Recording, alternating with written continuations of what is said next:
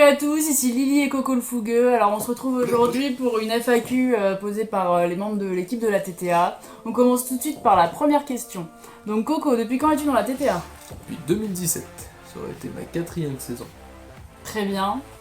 Moi, ça fait depuis donc 2018 officiellement. Je faisais déjà des entraînements en tant que passagère en 2017 parce que c'était déjà un gros kiff. Mais officiellement, en tant que remplaçante de Clem, de par ses obligations professionnelles, elle ne peut pas être présente sur tous les shows, donc officiellement je la remplace. Voilà, ça s'est fait relativement naturellement. Impeccable. Et bah t'as même répondu à la question quel est ton rôle? Et bah voilà, et bah D'une pierre deux coups. 2 en 1. Impeccable. Question suivante, qu'est-ce qui te plaît le plus dans la TTA? C'est rouler avec les copains, c'est l'ambiance en général sur les shows, sur les spectacles. Mais voilà, moi le but premier, voilà, c'est de m'éclater avec mes potes. Et c'est ça que je kiffe le plus dans la TTA. Très bien. Ah oui, alors, quelle est ta machine... Alors, C'est pas trop lire encore. Il a un petit peu de mal. qu'est-ce que tu penses de l'ambiance dans la TTA? Alors, l'ambiance dans la TTA. Alors, à la base, c'est quand même une équipe, une bande de potes. Donc, c'est vrai qu'en général, on se marre bien. L'ambiance est plutôt top. On se fait plein de soirées. C'est sympa. Après, comme dans tout groupe de personnes, forcément, il y a des petits... couacs. Ouais, voilà, il y a des petites embrouilles, il y a des petites tensions, mais bon, ça passe relativement vite et la plupart du temps, on se marre bien, quoi. Voilou. Coco, quelle est ta machine préférée? Alors, à rouler, moi, c'est la moto de drift. J'adore la sensation, la moto et le drift, je trouve que c'est un truc qui se marie super bien, quoi. C'est pas très logique, mais c'est vachement marrant. Et par contre, en termes de visu à voir rouler, moi, ce que je préfère, c'est le proto. Parce que voilà, c'est impressionnant. C'est un truc qu'on n'a pas l'habitude de voir partout. Et c'est vrai que Buzz en voit vachement bien avec, et du coup, ça a un rendu... un truc qui roule fort, quoi. Ouais, je vois ce que tu veux dire. Voilà, merci. Moi, ma machine préférée, parce que c'est la question d'après, je vais pas faire dans l'originalité, je te rejoins un peu. Moi, je trouve que c'est le proto en rendu, c'est la machine qu'on voit le plus. C'est le proto. Ouais, c'est ça. C'est comme dit Coco, c'est original, ça envoie, c'est gros, ça glisse. Et puis ouais, Buzz il gère pas mal là-dessus. Hein. C'est pas pour t'envoyer des roses, hein, calme-toi, mais mais voilà. Ensuite, sur quoi roules-tu, Coco? Alors, sur un 600 CBR FS, donc en moto de stunt. Après, sinon, je roule aussi donc, du coup avec le quad, le 400 LTZ. Donc ça, c'est les deux véhicules que je roule, que vous avez eu l'occasion de me voir rouler en spectacle. Après, sinon, donc, je roule avec un 1000 phaser, donc dans la même config que celle de Buzz. En fait, c'est la drifteuse que Buzz s'était faite en doublon au cas où la première est en panne. Et du coup, moi, je m'amuse un peu avec sur les entraînements pour pas qu'elle prenne trop la poussière, puis pour m'amuser un petit peu.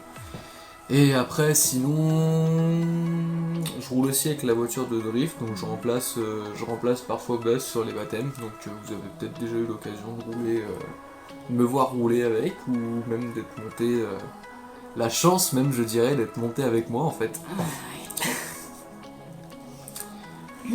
Lily, Oui.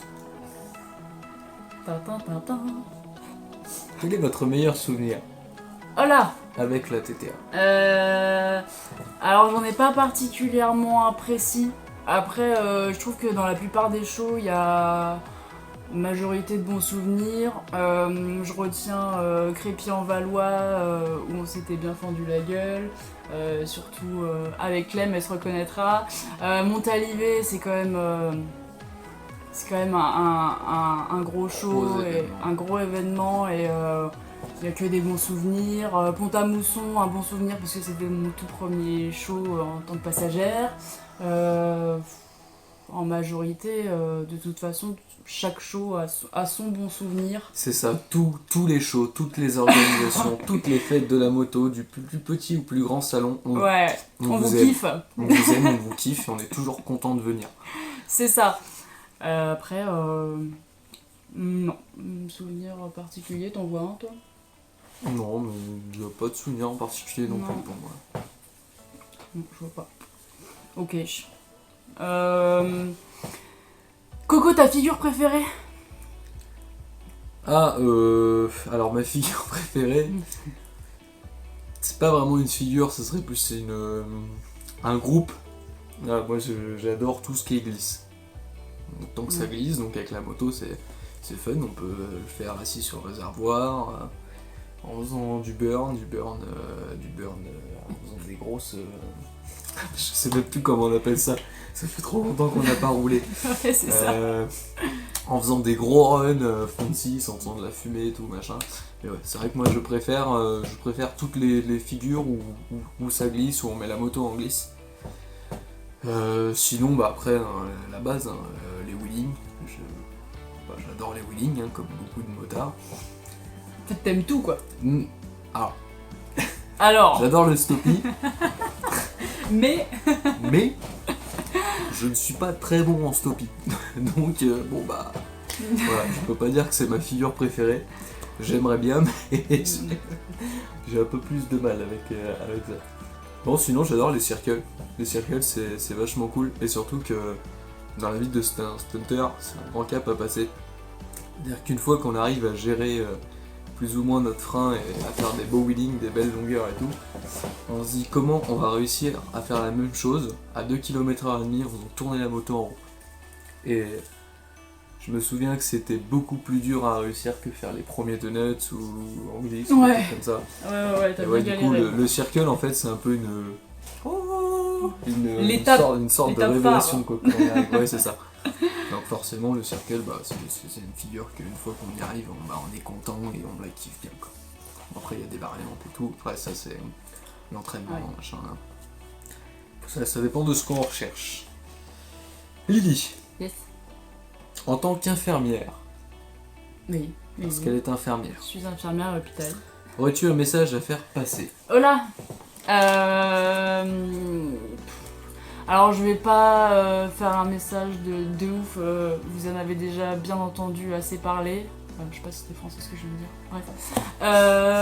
Voilà, vous avez compris le concept, il faut rester chez soi, voilà. Le plus dur est probablement fait. Il faut tenir bon et puis c'est un mal pour un bien. Hein. Voilà. Regarde, ensuite. Comment se passe ton confinement à toi? Oh, très bien. Très bien. Voilà, donc on se confine. Donc on bosse quand même tous les deux encore. On arrive quand même à bosser, donc elle, infirmière forcément. Après moi j'arrive à bosser un peu à droite à gauche, à quand même pas trop être en galère là-dessus, donc ça c'est cool.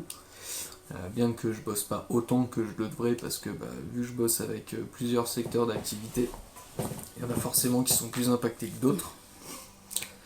Mais sinon ça va, ouais, on en profite, on bricole un petit peu. Voilà, je m'occupe des motos en ce moment, j'ai commandé les pièces, chose que j'ai pas tout le temps de faire. Un peu de rangement dans l'atelier. Mais surtout, profiter de prendre du temps pour pas faire grand chose non plus. Et ça c'est important. Très important. Parce que ce qu'on a rarement le temps de faire, c'est ne rien faire. Et s'occuper de soi. C'est ça.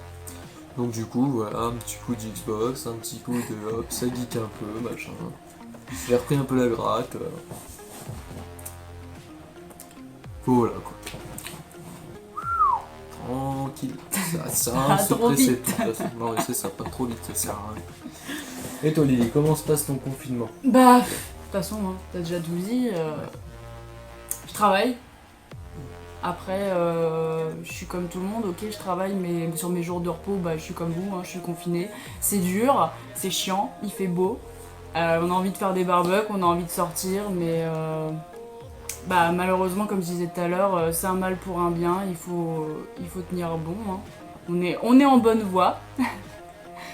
Inch'Allah, en mai, En mai, ce sera peut-être bon. On verra bien. En Peut-être. tout cas, prenons notre mal en patience et puis on en ressortira plus fort. Eh ben, c'est très bien dit. C'est beau? Voilà. J'ai une dernière question quand même pour toi. Est-ce que un jour tu comptes faire une saison entière? Alors, oui, j'aimerais bien. Je pensais que 2020 allait être.